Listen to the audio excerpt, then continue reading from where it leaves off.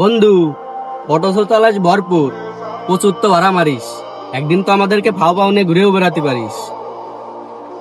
আসলে বন্ধু, আমাদের জীবনটা কেমন একমাত্র আমরাই জানি।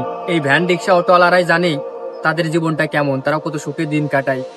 তা তুই যেহেতু বললি, তা বয় পাশে দেখ কেমন আমরা আমাদের অতিরিক্ত ভাড়া হয় আর কেমন আমরা দিন কাটাই। বয়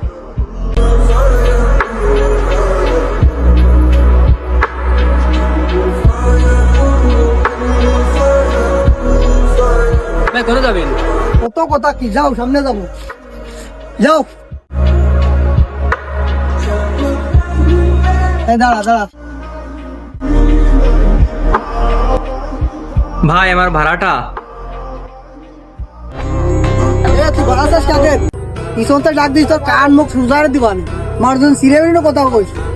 জানতে যা, এই রোডে চালাতে দিবান নাই, রোডে গাড়ি চালানো চোদ্দ না, মানুষজন সিনেটা আছে।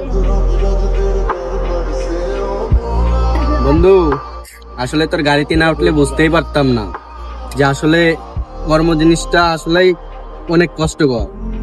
আজকে বুঝতে পারলাম মানুষের ব্যবহার আসলে এগুলো ঠিক না। সবাই যদি বুঝতে পারতো তাহলে মানুষকে ছোট করে কেউ দেখতো না। পথে ঘাটে ব্যবহারগুলো অনেক টাকা পয়সা ইনকাম করা খুবই কষ্টকর। এগুলো মেনে চলতে পারলেই জীবন সুন্দর। আসলে বলার ভাষা নাই, যা বুঝলাম এই পর্যন্ত অনেক শিক্ষা পেয়েছি।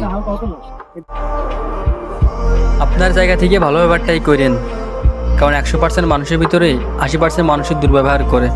আর আপনার মতামতটা কমেন্টে জানাই যাবে।